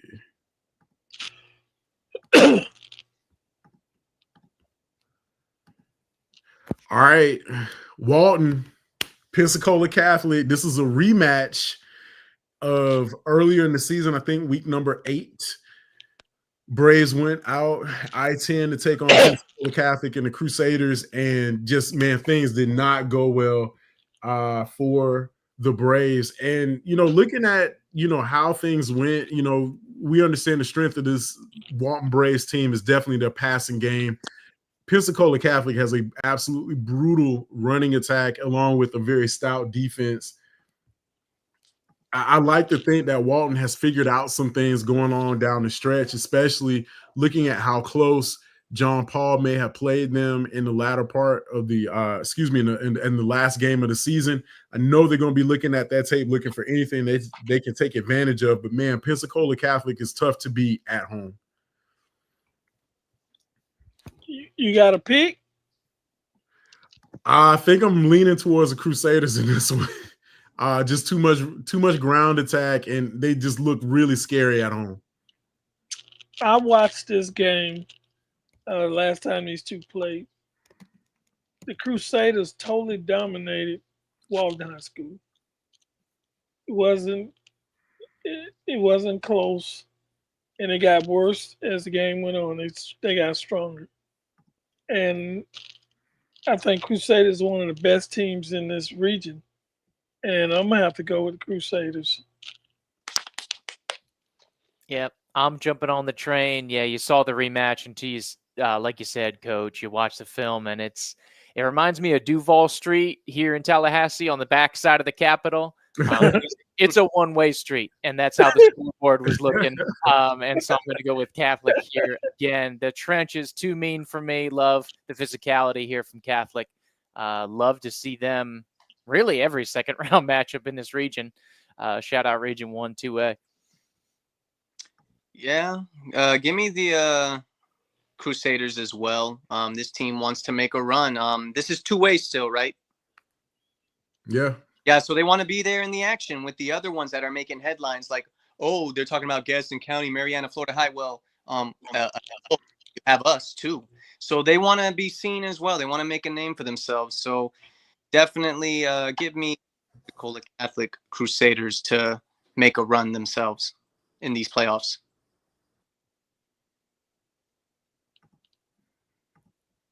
That was a good game right there, Mark. I love that. That Catholic JP2 game was fun. It really was. I mean, look at the run. Just the ground game for Catholic is just one of those where it's just really hard to kind of go against it. But watching them play at home, they really dismantle some teams. Walton, I think if they can figure out a way to protect Bettenhausen, they have a shot. Because John Paul definitely exposed some chinks in the defense. I think with their scheme, I think G5 and a couple other playmakers for the Panthers were able to get some things going. So it's really just a mindset of what can they dial up to be able to get Bettenhausen into a rhythm. Next game, a tall order. Taylor County traveling down I-10 to take on Bowles. 8-1. Battle of the Bulldogs here. Taylor County really had something special brewing in the first part of the season, kind of took their lumps a little bit to close out the regular season. And, you hate to limp into the playoffs like that, but sometimes, losing some key players and facing some tougher competition, teams can figure you out. Bowles is definitely going to be a tall test. I really like Taylor County, man. I want them to be able to kind of extend their season. They've had so much success, but I think for as much as they had kind of in their bag a little bit where they were able to host a playoff game, those last two losses really kind of put them in a tight spot. It might end up being something that ends up going Bowles' way because the Bulldogs on Taylor County going on the road just might not be enough. I feel like if this was flipped and they were hosting that game, I would definitely give them a better shot and the opportunity to take one. But Bowles, I think their only loss was to Reigns, if I'm not mistaken, early in the year. So for Bowles, they were knocking on the door at an undefeated season. And not to knock anything that Coach Braswell has done with this group, I don't know if it'll be enough in a tough road environment. And Bowles is one of the, again, we say this a lot, but Bowles really is one of the toughest places to play in the state and come back with a win. Well, Mark, I kind of agree with you on this one. That is a difficult place to play. They're perennial champs. They have one of the best high school programs. I almost said college, but they have one of the best high school programs in the state of Florida. They produced quite a few. They produced some studs in the past. Always, I can remember back long time ago. I used to work for this other company, and I got a chance to go to the campus and hang out with some of the players. And back then, they were having, I think they had like 10 guys sign D1 scholarships, and I'm thinking to myself, man, where y'all get all this talent? Well, we kind of figured that later, but you see the guys, They got the facilities are better than most. They do a great job of preparation. The coach, I can't remember his name. He passed on. He was there like 40 years, and program went up. But they've been in the state title. I think they beat Gaston County in like a couple 3 years ago, and they Yeah, went. that was that actually I was at that game. After I left the Rickards Baker County game, I drove further into Jacksonville to check that one out, and I caught the tail end of it. And honestly, man, shout out to Will Brown. He was out there too. And one of those things, it was, Coach Fuller, that Coach Fuller led team was really knocking on the door. I felt like if they had any kind of offense, they would have knocked off Bowles easily. But it was just their defense keeping them in the game. I think this Gaston County team taking on Bowles potentially in the rounds later on could be a huge game, just in the fact that this ain't that. So, but for right now, just looking at it, we still got another team in 2A. Let's go ahead and jump over. I didn't get my pick. What you waiting on? I'm going with Bowles. Mark, hold up. Yeah, I'm getting in there too. Burrows, Fordham, Drum in the passing game. They're mean. Collier on the perimeter as well. They got a mean linebacker that gets in there. Caldwell, he's laying the lumber. This is a mean team for Bowles. And I think the passing game, if you're just looking at the stats, don't. Because I think the passing game is a lot more talented than what Max Preps may show you. So a little hidden deception. I'm going Bulls as well. Yeah. Like Max Preps doesn't get everything half of the time. But first and foremost, props and shout out to Taylor County, man, on just a good season that they've been having. And, especially in recent seasons, it's been a challenging 7-3 record. They definitely had some real good wins this season. But when I look at this, I'm like, why out of all teams to play in the first round, it has to be Bowles, like one of the most standout best schools in the city of Jacksonville and, throughout the state of Florida. Give it your all, boys. I know it's going to be a challenge and everything, but yeah, I got Bulls in this one too. But Taylor County, give it your all. Is our boy Will in the chat, Mark? Nah. Okay, I was gonna say I hit on Will separately. he's probably giving it to us right now. 11 times state champ though. Yeah. Throw that out there. Yeah, for what it's worth. Many of those were Corky Rogers teams. Rogers, that's the guy. Yep. All right, keeping it rolling. Bay taking on Reigns, and this one was a little bit of a head scratcher, and I'm gonna show you guys why.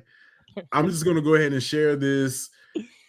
This was from Coach Brown, and he had a great argument. Another reason why the playoff parents are so frustrating, $6,100 for one charter, 2 reigns, when the more geographical, logical, based on records, parents would have been Swanee at Reigns, 1 hour, 18 minutes, and for us at Godby, which is short, maybe 2-hour bus ride. I have to agree. It just kind of appears that some things are a little bit out of whack in how we have the scheduling. And here he has the receipt. He's got receipts, folks, from Annette, and he's got a great argument here. You can see where $6,100 and $6,192 exactly, and that says correct? Everything you need to know. Jeez. And that's just one day. Right. He should get Chipley on the horn. Talk about that road trip. That's something out. Yeah, call your representative. Call your Region 1 representative. January 8th is the meeting. Get them in a couple weeks before that. Yeah, it goes back to what you were saying at the beginning, Mark. I mean, with Chipley going all the way down to Pahokee, and then you got this one, Bay at Reigns. The evidence is right here, FHSAA. Like, these coaches and everything are showing you, Instagram, tweeting, aka X, being shown right now. And my goodness, that's torture, like physical torture on these young athletes that have to travel to such distant places. Yeah.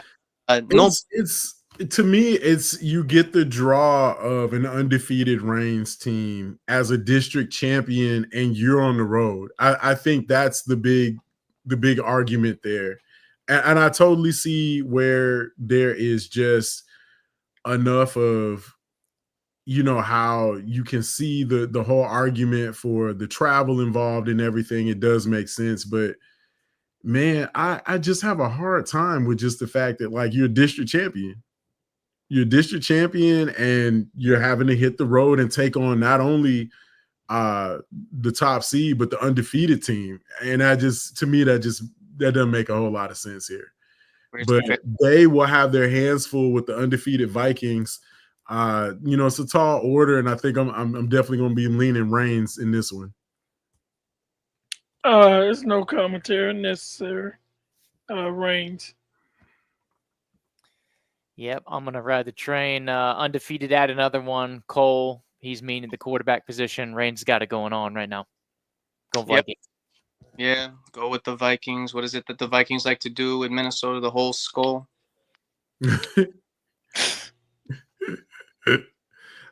I don't know if it's going to be any of that going on, but yeah, I definitely can see. I think that there's just been a kind of a different element because Reigns is again coming out of Duval. They're the only public school with a state championship.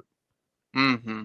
So that they are the premier team coming out of that area, and they're getting a great opportunity because on the other side of that bracket are some good teams, but they still look like the formidable power that they are. Let's keep it moving. We got some more 3A matchups. Wakulla, the War Eagles, man, really grinded out the last half of the season, picked up some crucial victories, and they get to host Menendez, the Falcons. I really like what I saw with Wakulla coming down the stretch. I like the way that the defense has been stepping up and playing. Our offensive line has been putting things together, protecting Cleves in the pocket. Give me the War Eagles at home.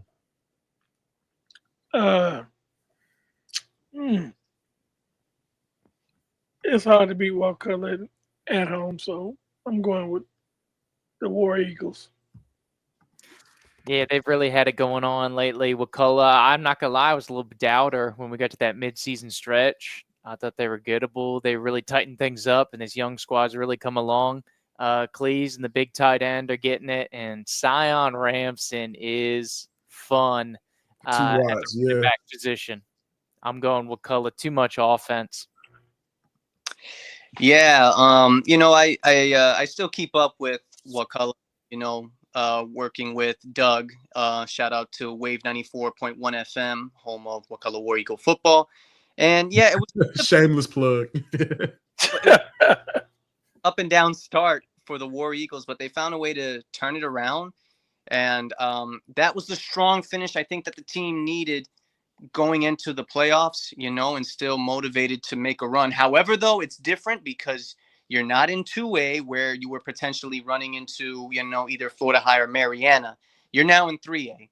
So this is brand new to you. So, and again, gentlemen, there's nothing like a playoff game and a game at good old J.D. Jones Stadium. Good concession stand too. So give me the War Eagles over Menendez.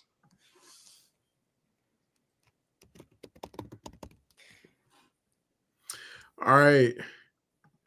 Let's keep it moving. Gabi, Swanee, Bulldogs look rejuvenated, ready for the rematch. This was a very closely contested ball game in the regular season. Back and forth. Gabi ended up on top, ended up taking the district. Swanee took a dip, losing their next two after that contest in week number 4. To me, this has been night and day. Bulldogs get some healthy guys back in the last 2 or 3 games of the season. I think they had a couple of guys come back.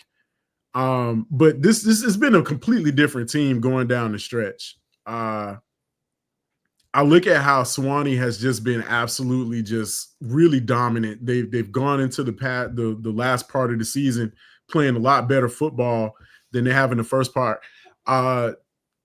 of course, they ended the season with a tough loss against Wakulla, the War Eagles, but this one's going to be really close. I think that as far as like what Godby faced in the beginning of the season and that matchup in week number 4, this ain't going to be the same team.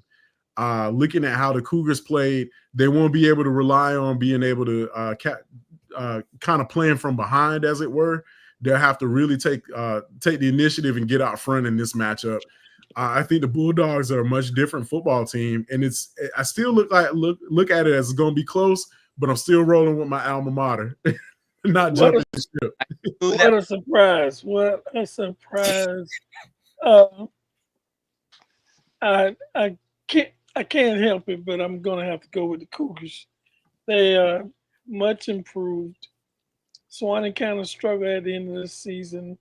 I watched the game with them and Gabi. It was a close game, and I'm going with the home team. I'm going with Cougars. There you go. Everybody's all over the place in the city, guys. I can't figure it out. McLean and JP2 are playing at Florida High. Lincoln's playing up at Childs. This is where that game was played last time. Gabi and Swanee played up at Childs. They're back at the Gene. Got to go G High. And that offense, this should be a thriller of a game. Different aspect of it, but you love to see a good rematch. This is a classic one. Got that 5A feeling.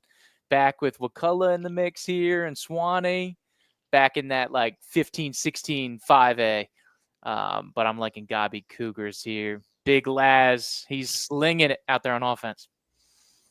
Yeah, man, Swanee's had quite the run-in with a fair share of Tallahassee schools now for the past recent seasons. And but Godby is just playing good football. This is, it's not quite like what it was a few years back in their days in 5A with the 2 state title appearances that they had in that timeline.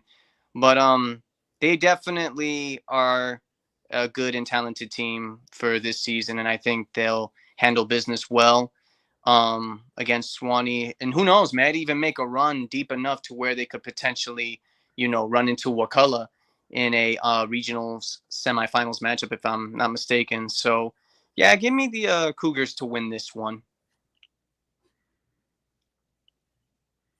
Yeah, this one's gonna be close. I think that Swanee is they're just a different team, and I definitely think Gabi has also improved a lot going down the stretch. I know Coach Holston will have his guys ready to play, but we've been saying it's a reoccurring theme. It is harder to beat a team for the second time around, and I think the pressure will definitely be on Gabi. But the benefit is that they get the home game at Gene Cox in familiar surroundings.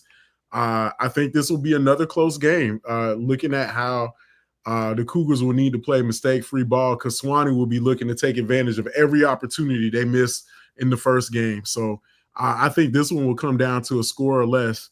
And really just looking at the bracket too, then there's still there's a tall test on the other side of that bracket. So it's not going to be a cakewalk here in 3A. Is there's a lot of competitive football left to be played. Let's keep it rolling. Arnold, Class 4A, taking on Choctaw. Had a chance to face off against the Big Green Indians earlier in the year. Did not go well. This one, man, it's going to be more of the same as the Marlins hit the road going back into Choctaw to take on the Indians. And I like the way the Marlins have played, man. They've played really, this is an incredible turnaround for Coach Griffin, being able to take this program that was basically winless last year and put them in contention to where they were competing for a district title. But this one might be a tall test for them. 4A, like we said, we showed the graphic earlier, most competitive in the state, and this is going to be no different. I think the Marlins are going to have their hands full in this one. They might just be a little bit outmatched. I think the Big Green Indians probably going to take this one. Yeah, great season for Arnold. I think they had a wonderful change with the culture. And when you got a great coach coming from Bozeman, Coach Griffin, he just brought it down to Arnold. And he got them started off good. I think they won a 1-point game at the beginning of the season. And they've been in. They had some close games. They beat my alma mater by 2 points, so they had some close games. They're used to it, but I don't think they got enough firepower to hang with Choctaw. So I'm going with Choctaw. Yeah, pick Choctaw the first time around here early in the regular season. I'm going to pick them again. The sensational sophomores, Maricao at quarterback, and then, of course, Keller at running back is an absolute beast. Vontavious, I believe, Vontavious Keller. But, yeah, those two sophomores are mean. They ran wild in the first game. I expect more of the same here in the playoffs.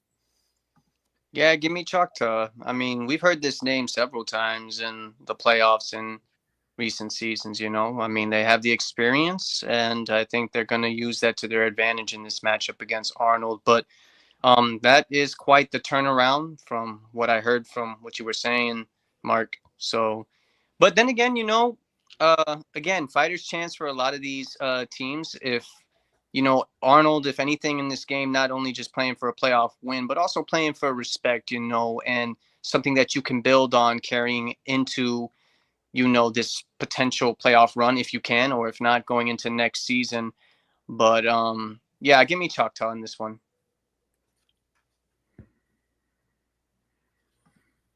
All right. Moving on to 5A as we round it out. I think we're in our last two, right? I think we're down to the last two matchups. Yeah, last two matchups before we call it. Lincoln taking on Daytona Beach Mainland. And Jupe, I really had to do my homework because when you started talking about how Mainland was being a much improved team, they most certainly are. This one's going to be crazy because I look at how, you know, just one of the things where, you know, Lincoln is definitely playing a different level of ball, an elite level. Their defense has been playing absolutely lights out. The problem with Lincoln is that they on occasion, it doesn't happen too often, they have got in the first round. And it's unfortunate, but this is one of those situations where hopefully they are all cued in to what Mainland is doing and the kind of football they're playing, because just don't look out now, but because the Bucks are really on the warpath at this point in the season. They've had a major turnaround. Ground game looks absolutely ferocious, and I think Lincoln will have to make it a one-dimensional game. If they can find a way to make sure that Mainland keeps it on the ground, I definitely like the Trojans' chances. I like it. I like Lincoln more so because they're here in the capital city, kind of get a chance to stay at home. Even though it's not at Gene Cox, Childs will do. Hopefully it'll be one of those things where Lincoln can find a way to get Sims out in space into a rhythm where he's hitting his targets downfield. Lincoln ground game shouldn't be overlooked either. They've got a pretty good rushing attack behind a pretty stout offensive line.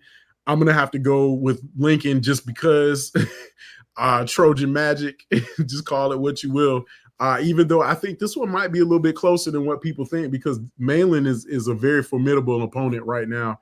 And if I'm not mistaken, I think Mainland has had victories over, I know they took it over Seabreeze to close out the season over their arch rival, but their last 3 games to close out the season, they hadn't given up a point.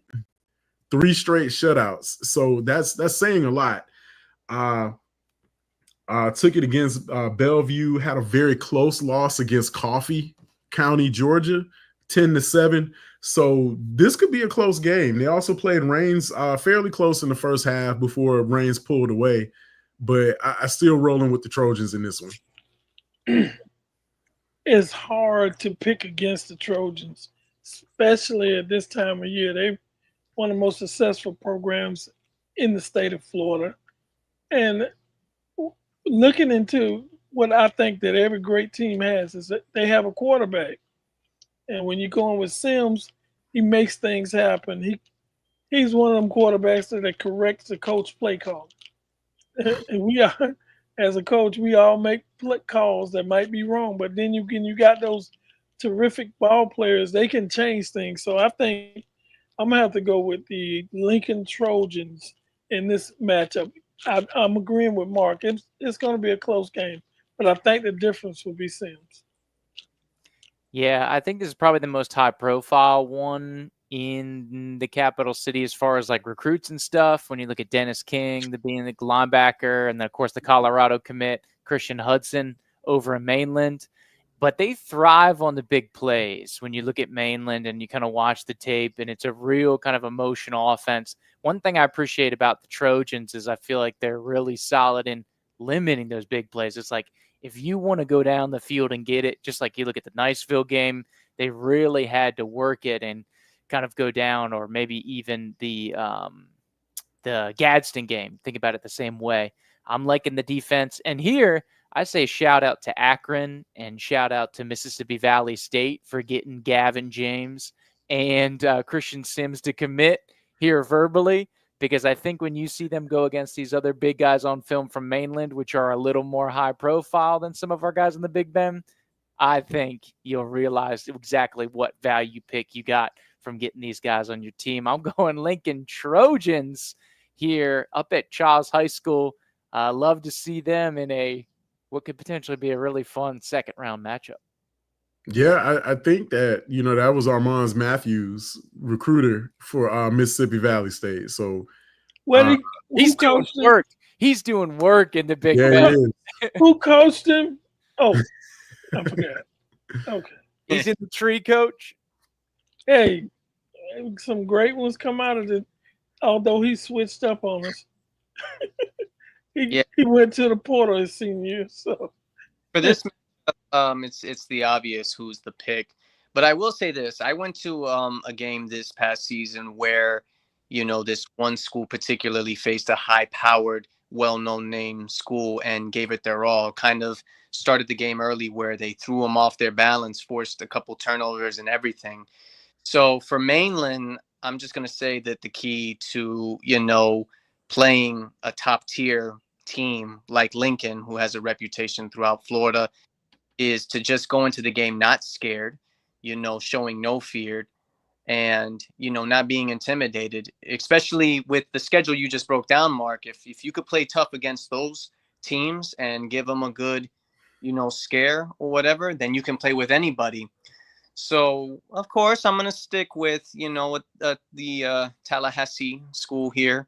But I expect this one to be quite an interesting game. It could be closer than what the experts think, only because basing off of Lincoln's history, they have a scary one with the first round. So let's hope the psychological warfare does not kick in for the Trojans. Yeah, I look at Lincoln. This team really has a lot of similarities to the 2010 state championship team. And also the 2014 state title team that made it to Orlando. Great quarterback play, stout defense, playmakers that step up when you need to. I think you can kind of overlook the Niceville loss for the comeback effort that they had.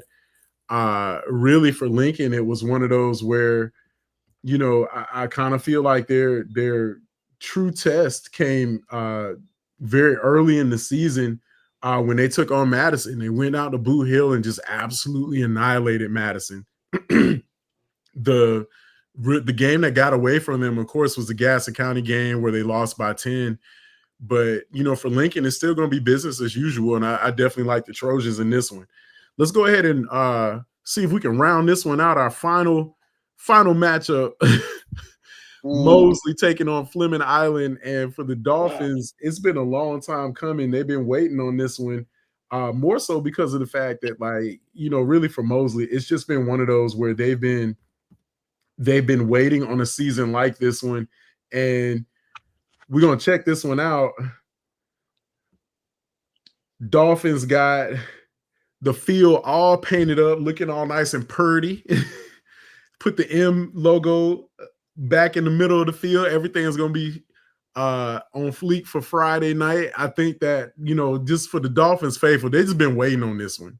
And, shout out to the great job that the staff has done. I know everybody's going to have Tommy Oliver rocking on Friday, but for the most part, this is Mosley right here. The team that we've seen, they had the hiccup against Florida High, which I really feel like was a blessing in disguise for them because they get a chance to fix some critical things. You'd rather have that loss come at the end of the season rather than get you in the first round. Excuse me, on the record, Mosley is 9-1. I'll get that fixed up. But, you know, for the most part, the Dolphins are just they're just a team right now that really is poised to make a deep run in the playoffs in Class 5A, and they've got all the weapons to prove it. We've watched this team play up close. To me, it's like if they hadn't taken their foot off the gas, that game could have gone a little bit differently. But, you know, for the most part, I think they'll have to figure out how to make sure they can play and sustain 4 quarters of football, because if they find themselves in a position like they were with Florida High, they could be in some trouble if you get hands on hips going into the 4th quarter. But look for the Dolphins to take this one. Fleming Island is definitely no slouch, but I definitely like the Dolphins here at home, especially with them having the Niceville win added to their resume. Well, knowing how it is to lose a game, everybody thought you was going to win. I'm sure they're coming back and wanting to prove something this in the first round of the playoffs. You had a chance to really dominate, and you end up losing the game after you led pretty much the whole game and gave up a touchdown at the end. And I know they want to win this game, and I'm looking for them to go back home and pull this out over Fleming Island. Mosley is my pick. Yeah, Jarius Rogers is pretty mean on that defensive line here for Fleming. He's kind of the sack master. But the number 3 seeded Mosley Dolphins, I think, will be very motivating to this game. I like Jackson, of course, as we've expressed, in the offense, and those guys. Big bounce back for Mosley. If both my 2 seed and my 3 seed come through, Lincoln and Mosley, like I think they will, it will be a very tough decision next time around when we regroup, gentlemen. But I got Mosley here coming up big. Yeah, you know, 9-1 this season. Wow, props out to the Mosley Dolphins. And it has been a minute since we've seen a team, not any ordinary North Florida team, but a team from Panama City, you know, make a good run in the state playoffs, whichever division that would be, in this case 5A for Mosley.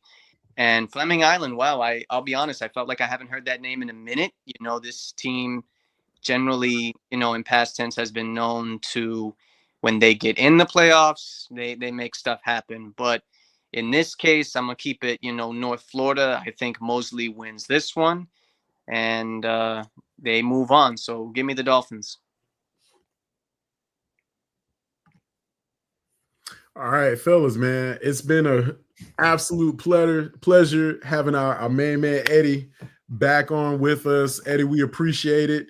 We're definitely going to catch up with you as we get through in the playoffs, and really, this is going to be a heck of a first round. I'm looking forward to all the matchups. We got some fun ones in the area, and you know, for the most part, you know, this is just what it's about. We're going to see how it works out as we get further along in the playoffs, but we're going to go ahead and wrap this one up so we can. I think we're getting in the wee hours of the next day. Yeah. We appreciate everybody for rocking with us. On behalf of all of my tag team partners, Coach Cofield, Eddie Quinkers, and Andrew Jupe, I'm Mark Adams. This has been 4 Quarters Online and the Extra Point Podcast. We'll catch everybody after round number 1, where we'll have a rapid reaction, and next week, Wednesday night, for the Extra Point.